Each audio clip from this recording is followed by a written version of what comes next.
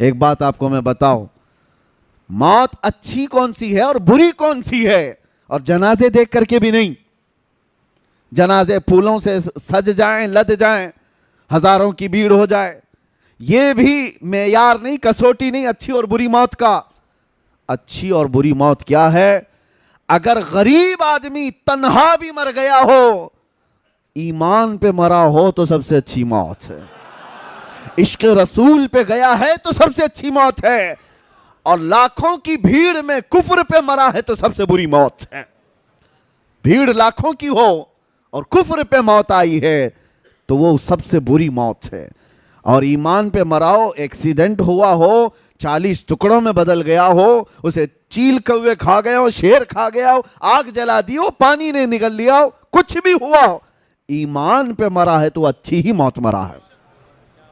یہ بات یاد رکھیں آپ، ایمان پہ مرا ہو، عشق رسول کے ساتھ گیا ہو، وہ اچھی موت ہے۔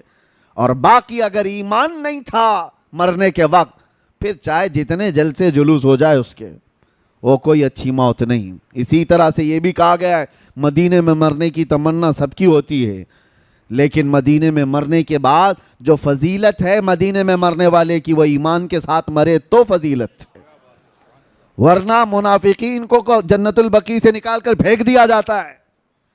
یہ بھی بات یاد رکھو آپ، ایمان کی حالت میں جو دنیا سے گیا اور مدینے میں مرا ہے، ارے اس کے کیا کہنے ہیں، ارے وہ قیامت کے دن مومنین کی شفاعت کرے گا۔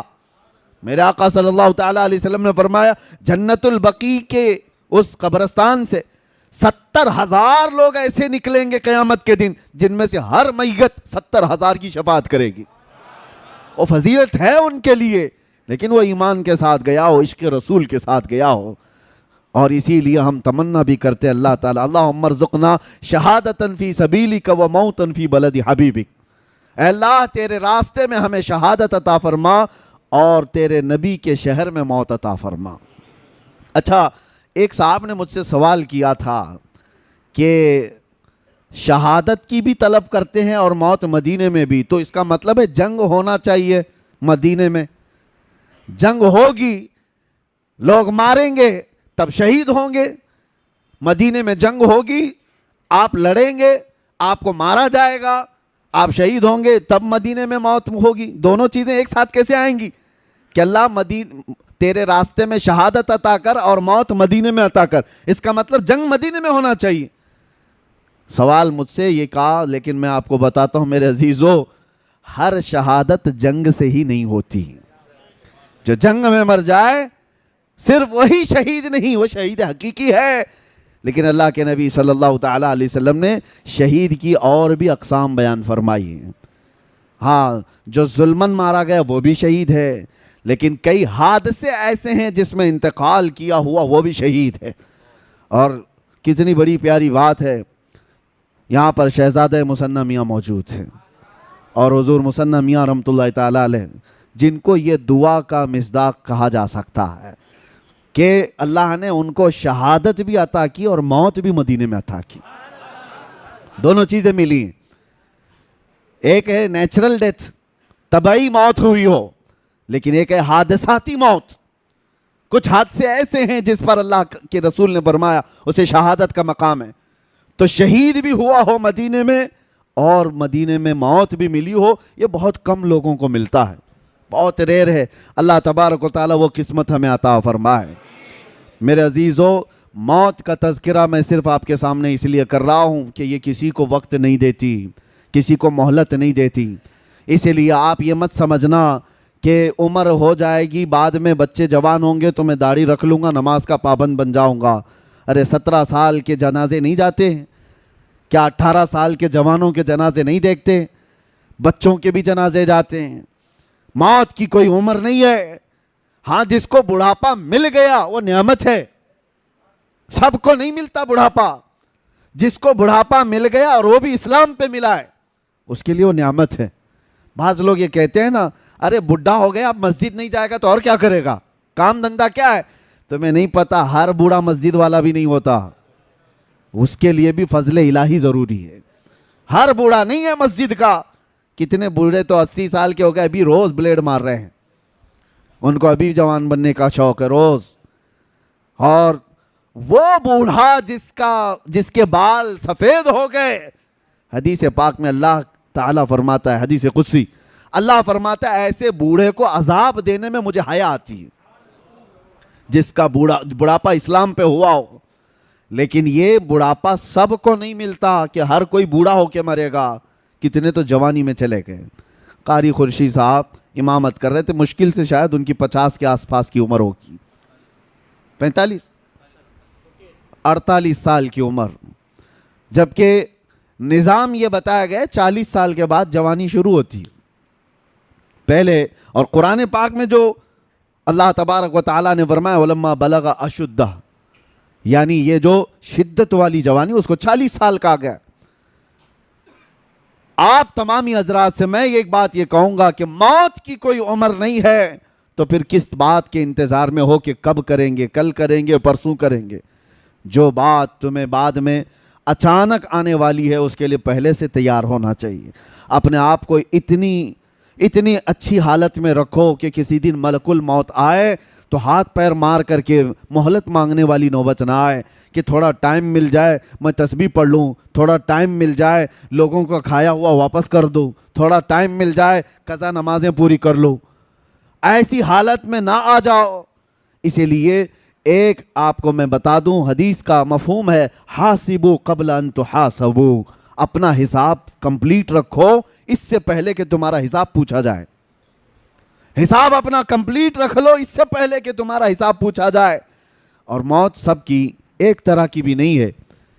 ایک بزرگ نے بڑی پیاری حکایت لکھی ہے کہ ایک بادشاہ سفر پر جا رہا تھا، شاہانہ کروفر ہے اور بہت سارے تفریح کے لیے نکلے ہوئی پوری جماعت ہے۔ اچانک راستے میں ایک فقیر آیا اور بادشاہ سے کہا بادشاہ سلامت، آپ سے مجھے کچھ بات کرنی ہے۔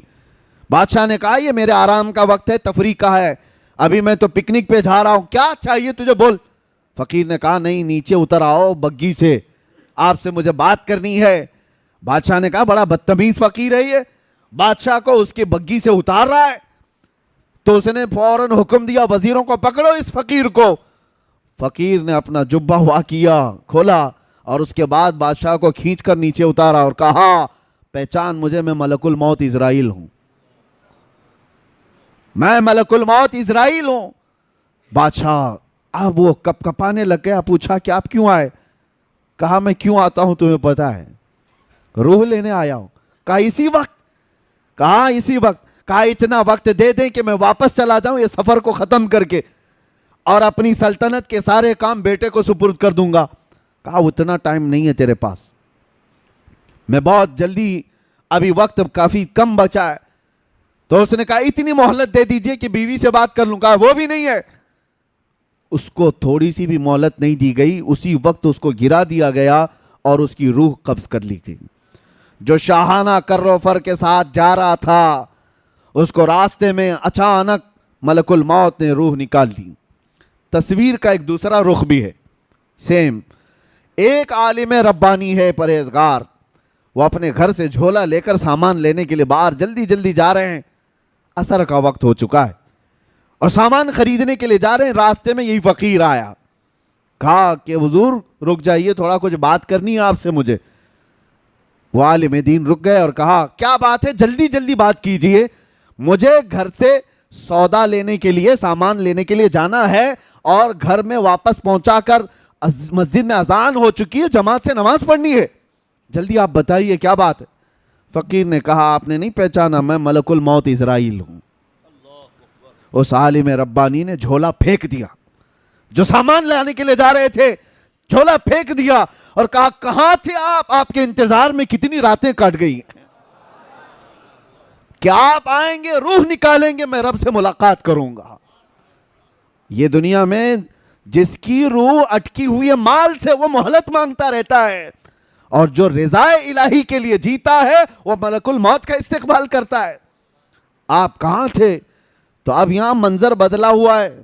ملک الموت نے کہا اتنی جلدی بھی کیا ہے آپ کو، آپ جائیے سامان خرید لائیے اور اپنے بچوں کو سامان دے دیجئے، گھر والوں کو کچھ وصیت کرنی ہے وہ بھی کر لیجئے۔ اس عالم ربانی نے کہا آپ کو جس کام کے لیے اللہ نے بھیجا وہ کیجئے آپ۔ میرے بچوں کا مالک اللہ ہے، وہ مسبب الاسباب ہے، جس نے مجھے کھلایا وہ میرے بچوں کو بھی کھلائے گا، میرا یقین ہے۔ آپ اپنا کام کیجئے۔ ملک الموت وہاں مہلت نہیں دینا چاہتے، اور ادھر کہہ رہے ہیں کہ اور کچھ ہے تو آپ کر لیجئے کام۔ پھر اس عالم ربانی سے کہا کہ اور کوئی آپ کی خواہش ہے؟ اس عالم ربانی نے کہا اگر آپ اتنا وقت لے کر کے آئے ہیں پہلے سے، اتنی مہلت لے کر کے آئے ہیں پہلے سے، تو خواہش اتنی ہے، گھر نہیں جاؤں گا، اللہ کے گھر جاؤں گا، جس وقت نماز پڑھ رہا ہوں سجدے کے عالم میں جاؤں، آپ روح نکال لیجیے۔ کیسی خواہش تھی! اور اس عالم ربانی کے ساتھ ان کی خواہش کا خیال کیا گیا، وہ مسجد میں نماز کے لیے گئے اور سجدہ ریز ہوئے، ان کی روح قبض کر لی گئی۔ یہ سب کے ساتھ نہیں ہے کہ ہر کوئی چاہے تو اس کے ساتھ ہو جائے، ان لوگوں کے ساتھ ہے جو اللہ کی رضا کے لیے جیتے تھے، دنیا میں اس کی رضا کے لیے جیتے تھے، تو موت بھی اللہ تعالیٰ ان کی پسند کے حساب سے لیتا ہے۔ یہی تو بات ہے میرے عزیزو۔ موسیٰ علیہ السلام کی موت کے سلسلے میں جو حدیث ملتی ہے وہ یوں ہی نہیں ہے۔ یہاں پر ایک عقیدہ بھی بتا کر کے جاؤں، تمہارا اور ہمارا جو دنیا سے جانے کا منظر ہے وہ الگ ہے، نبیوں کا مقام الگ ہے۔ نبیوں کی روح قبض کرنے سے پہلے ملک الموت اجازت لیتے تھے، تمہارے گھر میں اجازت نہیں لی جائے گی، ہاں انبیاء سے اجازت لی جاتی، لیکن وہ موسیٰ علیہ السلام کی روح قبض کرنے کا منظر تو بہت الگ ہی ہے۔ ملک الموت آئے تھے اور ان سے پوچھا کہ اللہ کے نبی موسیٰ، آپ کی روح قبض کرنے کے لیے اللہ نے مجھے بھیجا ہے۔ انہوں نے ایک تماچا لگا دیا، اور کہا جاتا ہے کس نے؟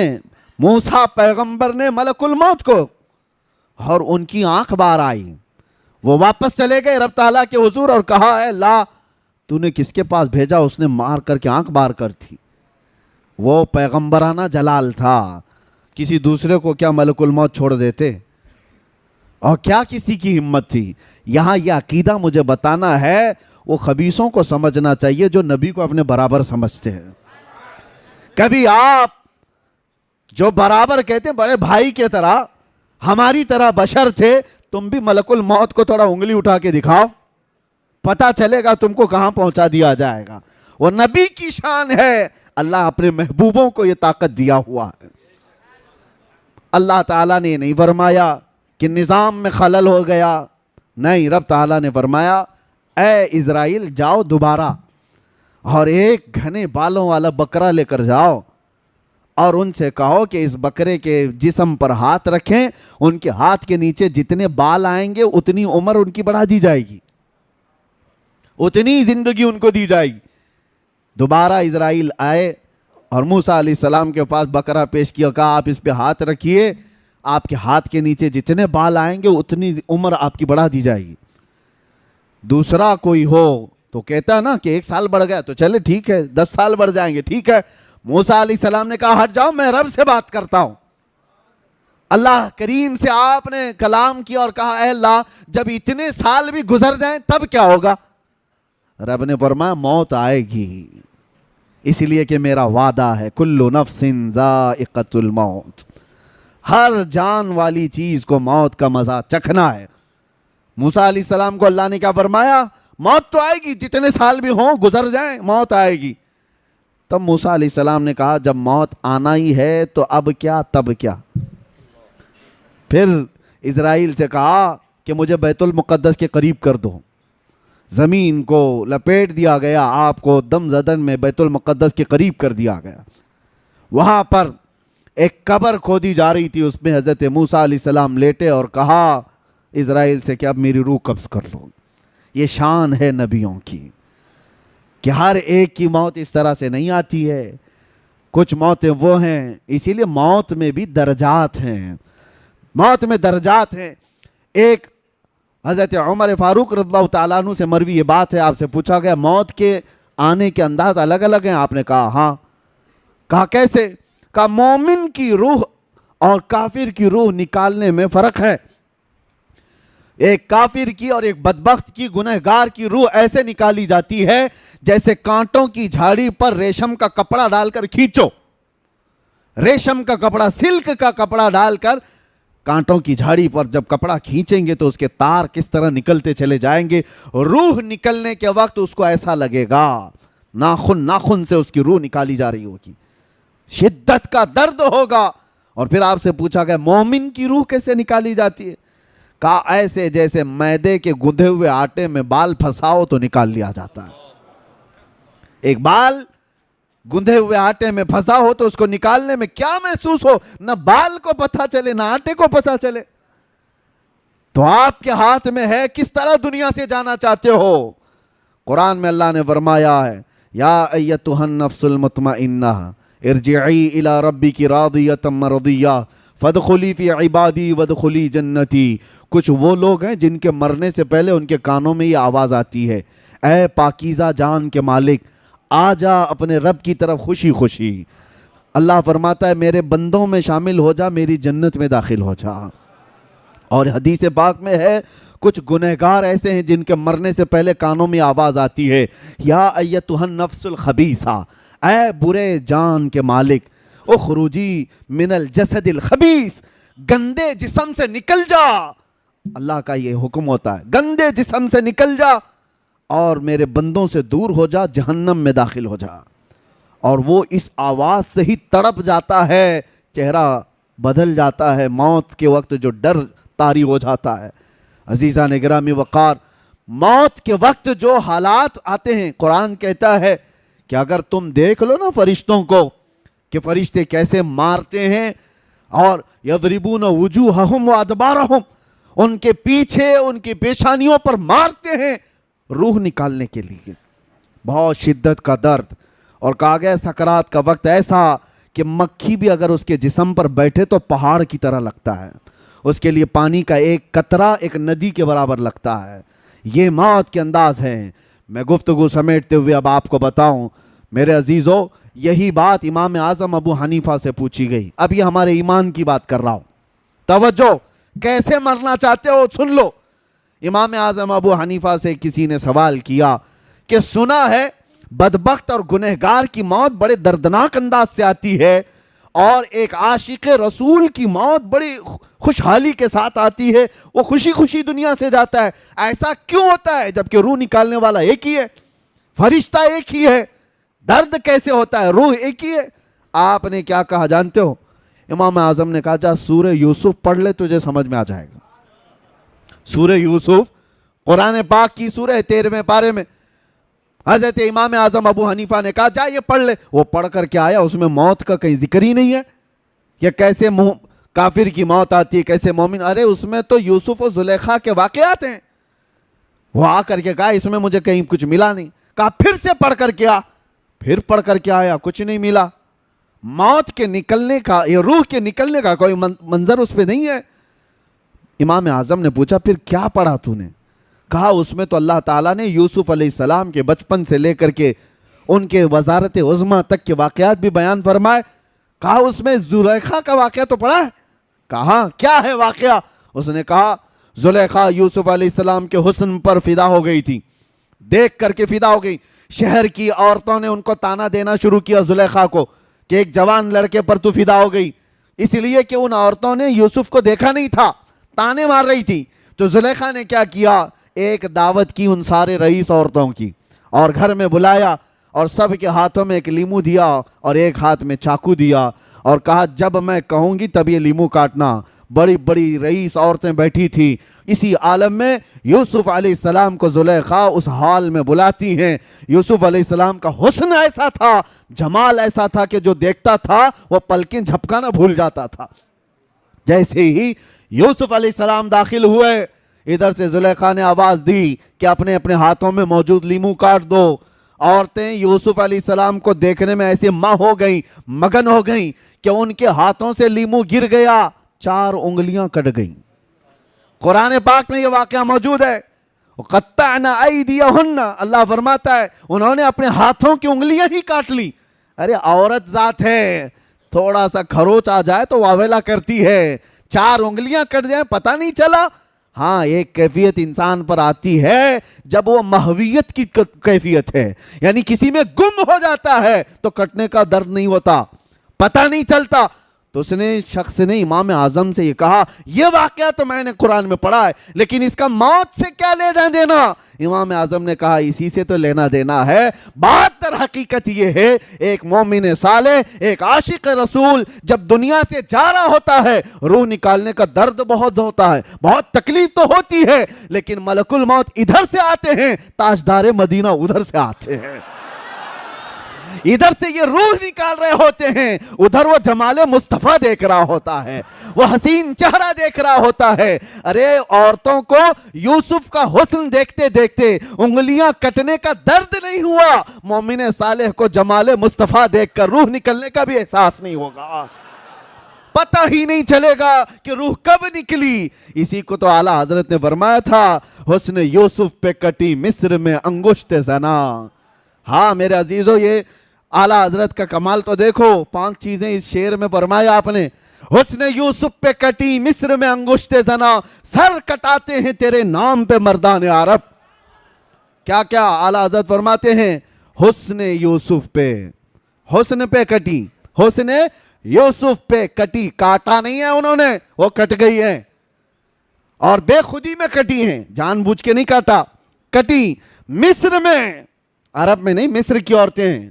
انگشت یعنی انگلیاں اور زنا عورتیں, اور اس کے بدلے میں دوسرا مصرع دیکھو کمال کا. اعلیٰ حضرت کہتے ہیں وہاں انگلیاں کٹی تھیں اور یہاں سر ہیں عربوں کے, صحابہ کے, تابعین کے, اور وہاں حسن پہ کٹی تھیں, یہاں تو صرف نام پہ کٹنے کو تیار ہے. اور وہ کٹ گئی تھی بے خودی میں, مگر رسول اللہ کے دیوانوں کا حال یہ ہے کہ کٹانا بھی چاہتے ہیں. ایسے نہیں کہ بے خودی میں کٹ گیا سر, نہیں, جان کر کے کہ یہ کہنے پر میرا سر کٹ سکتا ہے پھر بھی کٹانے کو تیار ہے. سر کٹاتے ہیں تیرے حسن پہ نہیں یا رسول اللہ, تیرے نام پہ. اور مصر کی عورتیں نہیں, عرب کے مرد, عرب کے بڑے شہسوار, یا رسول اللہ یہ تیری عظمت ہے کہ وہاں حسن یوسف پہ عورتوں کی انگلیاں کٹ گئی تھیں, یہاں صرف آپ کے نام پر بڑے بڑے شہسوار اپنا سر کٹانے کو تیار ہیں. بہرحال خلاصہ کلام یہ ہے, اس عشق میں جیتے رہو گے تو دنیا سے جانا بھی آسان ہوگا, بلکہ دنیا میں جینا بھی آسان ہوگا, جینا بھی آسان ہوگا, جانا بھی آسان ہوگا انشاءاللہ. لیکن اس نبی پاک صلی اللہ تعالیٰ علیہ وسلم سے روگردانی کرو گے تو اعلیٰ حضرت کا ایک شعر یہ بھی ہے, نہیں اور کوئی مفر مکر بخدا خدا کا یہی ہے در, نہیں اور کوئی مفر مکر. یہ عربی کے لفظ ہیں, آپ کو سمجھاتا ہوں. قسم خدا کی, اعلیٰ حضرت کہتے ہیں قسم خدا کی, اللہ کا کوئی در ہے تو وہ رسول اللہ کا گھر ہے. اللہ کا کوئی در ہے تو رسول اللہ کا گھر ہے, یہی ہے بخدا خدا کا یہی ہے در. اب جو آگے ہے نا, نہیں اور کوئی مفر مکر, مفر کہتے ہیں بھاگنے کی جگہ, مکر کہتے ہیں ٹھہرنے کی جگہ. حضور کو چھوڑے تو نہ بھاگنے کی جگہ ہے نہ ٹھہرنے کی جگہ ہے. ہاں ہم نے ان درندوں کو بھی دیکھا ہے جو حضور پر بھونکتے تھے, آج دیکھو کہاں ہے, منہ چھپا کر کے پوری زندگی جینا پڑتا ہے. جو بھی گستاخیاں کرتا ہے اس کے بعد اس کو روپوشی میں زندگی گزارنی پڑتی ہے. وجہ اس کو بھی پتا ہے, ہم یہاں سے دھمکی نہیں دے رہے, لیکن یہ قدرتی طور پر ہے, وہ یہاں نہیں پوری دنیا میں کرتا خود ہے فیم کے لیے, اور پھر بعد میں پوری زندگی ڈر ڈر کے جیتا ہے. وہ 4 لوگوں کے سامنے بھی جینا مشکل رہتا ہے گستاخی کرنے والوں کا, تو کیسی زندگی ہے. اور الحمدللہ جو محبت مصطفیٰ کی بات کرتے ہیں, ہم ہزاروں میں تنہا بھی گھوم سکتے ہیں, تنہا جا سکتے ہیں. گستاخی کرنے کے بعد بھاگنے کی بھی جگہ نہیں, ٹھہرنے کی بھی جگہ نہیں. ہاں آپ کو پتا ہے آج سے 4 سال پہلے وہ پاکھنڈی جو بھوکتا تھا, اس کے گوفے میں ایک 8 سال کا بچہ آ گیا تھا. نیوز آپ نے بھی سنا ہوگا, مسلمان بچہ تھا اور غلطی سے پانی لینے کے لیے چلا گیا تھا. نیوز والوں نے بھی بہت چلایا, لیکن اس کو اتنا بڑا کر دیا گیا. ارے مسلمان بچہ آ گیا 8 سال کا, پتہ نہیں کیا کرنے آیا تھا کیا نہیں کرنے آیا تھا, سارے اس کے اطراف. ارے بات در حقیقت اس بچے کی نہیں ہے, تم نے جو گستاخی کی ہے اس کے بعد 8 سال کا بچہ بھی تمہارے لیے ملک الموت لگتا ہے. حالانکہ بچوں سے کیا ہو سکتا تھا, اس کو تو موت کا فرشتہ سمجھنے لگ گیا. یہ ڈر ہے, یہ خوف ہے حضور کو چھوڑنے کے بعد یا حضور پر بھونکنے کے بعد. اور وہ جو رافضی کتا تھا لکھنؤ کا، جس نے نام بھی بدلا تھا دین بھی بدلا تھا، ہاں دوسرے دھرم میں جا کر کے لوگوں کو پروموٹ کر رہا تھا کہ میں نے دھرم بھی بدل لیا نام بھی بدل لیا، کہاں ہے ڈھونڈ کے نکالو، آج کہیں ہے؟ 6 مہینے چاٹو گیری کرتے رہے، اس کے بعد وہاں سے بھی کک مار کے بھگا دیا گیا، دھوبی کا کتا، نہ گھر کا نہ گھاٹ کا۔ اعلیٰ حضرت فرماتے یا رسول اللہ جو تیرے در سے یار پھرتے ہیں در بدر یوں ہی خار پھرتے ہیں۔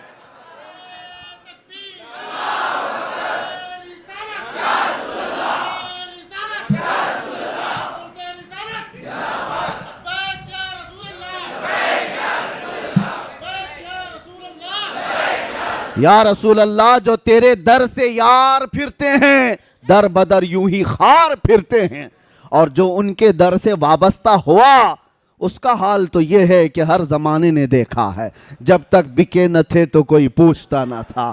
یا رسول اللہ تم نے خرید کر ہمیں انمول کر دیا۔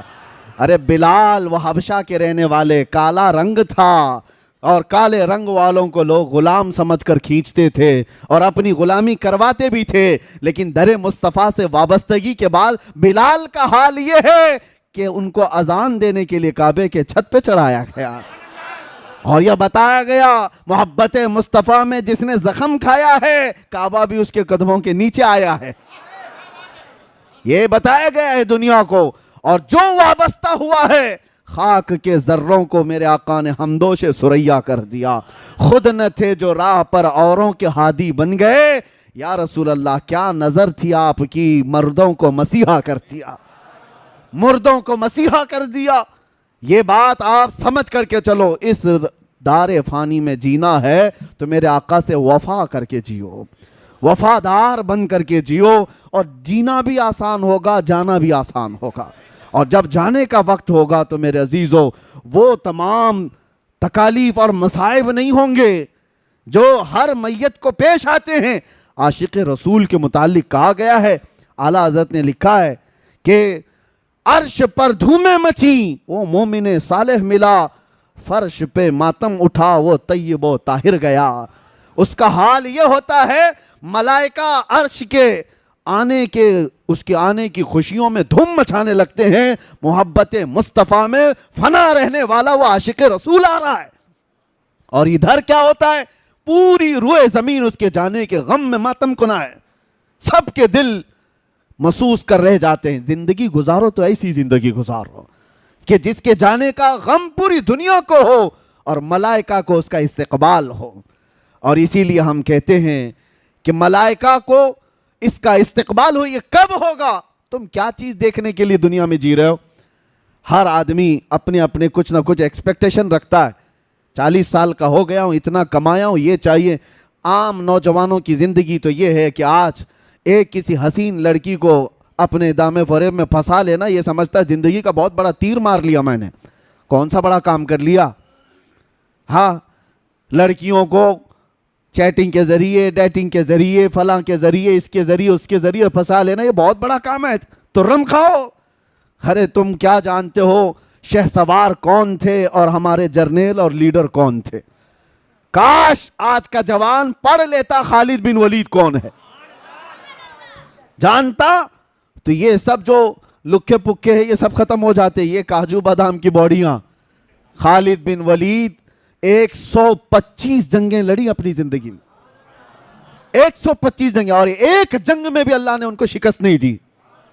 اور جانتے ہو اسی لیے میں ان کا ذکر کر رہا ہوں، خالد بن ولید جب لڑنے کے لیے جاتے تھے تو ان کے ہاتھ میں جو تلوار تھی وہ 35 کلو کی ہوتی تھی، 35 کلو کی تلوار، اور کہا جاتا ہے کہ تقریباً 30 سے 40 کلو کا وہ ڈھال جس سے تیر بچاتے تھے، اٹھا کے دکھاؤ، اور اس حال میں وہ جنگ کرتے تھے۔ اور خود خالد بن ولید کہتے ہیں ایک جنگ ایسی ہے جنگ موتا جس میں 9 تلواریں میرے ہاتھ سے ٹوٹی ہیں، 9 تلواریں ٹوٹی پھر بھی پیچھے نہیں ہٹے۔ اور کون سی طاقت تھی، کون سی قوت تھی خالد بن ولید کے پاس؟ جانتے ہو کیا کھاتے تھے وہ، کس چیز سے بے خوف جیتے تھے؟ بات در حقیقت یہ ایک جنگ میں یہ لوگوں نے منظر دیکھ بھی لیا۔ خالد بن ولید اچانک لڑتے لڑتے نرغے میں پھنس گئے، اور ایک کافر ان کے سر پر تلوار اٹھا چکا تھا اور آپ کا امامہ گر گیا تھا۔ خالد بن ولید نے اپنی گردن نہیں بچائی، امامہ بچانے کے لیے آگے گئے. ارے وہ دشمن گردن پر تلوار اٹھایا ہے اور گرا ہوا امامہ اٹھانے چلے گئے. ان کا یقین کیسا تھا؟ گردن اس وقت تک نہیں کٹے گی جب تک مولا نہیں چاہے گا. امامہ اٹھا لیا، اپنا امامہ لے لیا. وہ سامنے دشمن جو کھڑا تھا وہ حیرت میں ہے. کہا ایک چھوٹا سپاہی بھی ایسی غلطی نہیں کرتا. تم تو سپہ سالار ہو خالد بن ولید، کہ تم ایسے وقت میں جب تلوار تمہاری گردن پر ہو اور تم اپنا کھویا ہوا امامہ اٹھانے جا رہے ہو، یہ پگڑی اٹھانے جا رہے ہو. خالد بن ولید نے جواب دیا تھا، بات در حقیقت یہ ہے میں اپنی طاقت کے بل بوتے نہیں لڑتا، یہ میرے بازوؤں کی طاقت نہیں ہے جو مجھے جرنیل بنائی ہوئی ہے. حقیقی بات یہ ہے اس امامے میں میرے رسول اللہ کے 3 موئے مبارکہ ہیں.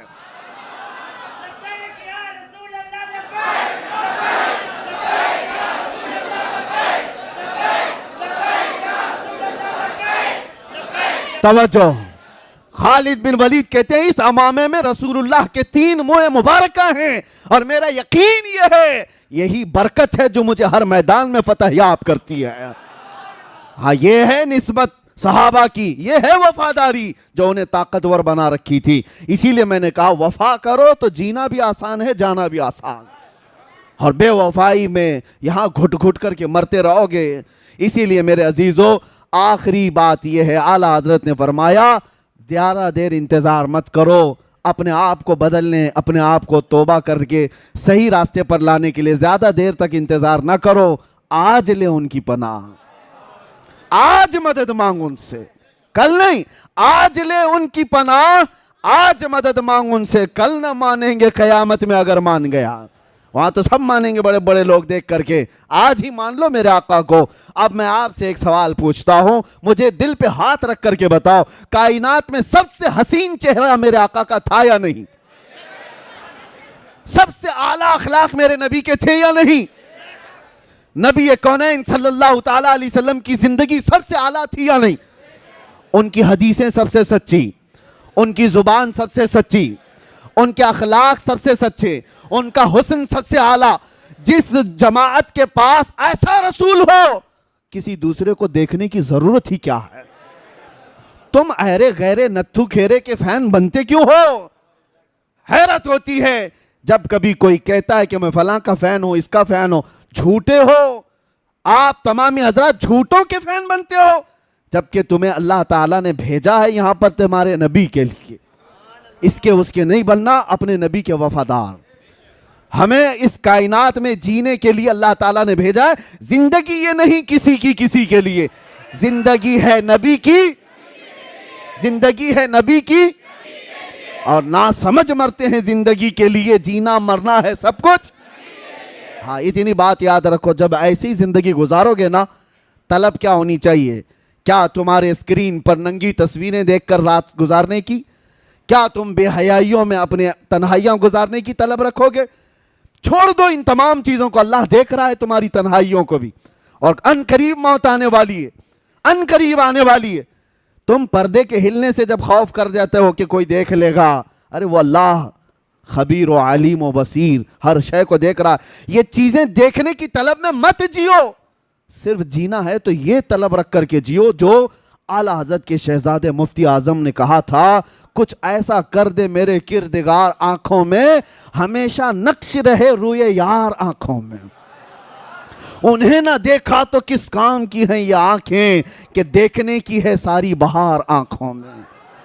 حضور کو دیکھنے کی طلب لے کر کے جیو، اور پھر وہ وقت آ بھی جائے گا جب بار بار تم دروازہ کھٹکھٹاتے ہو تو دروازہ کھل ہی جاتا ہے.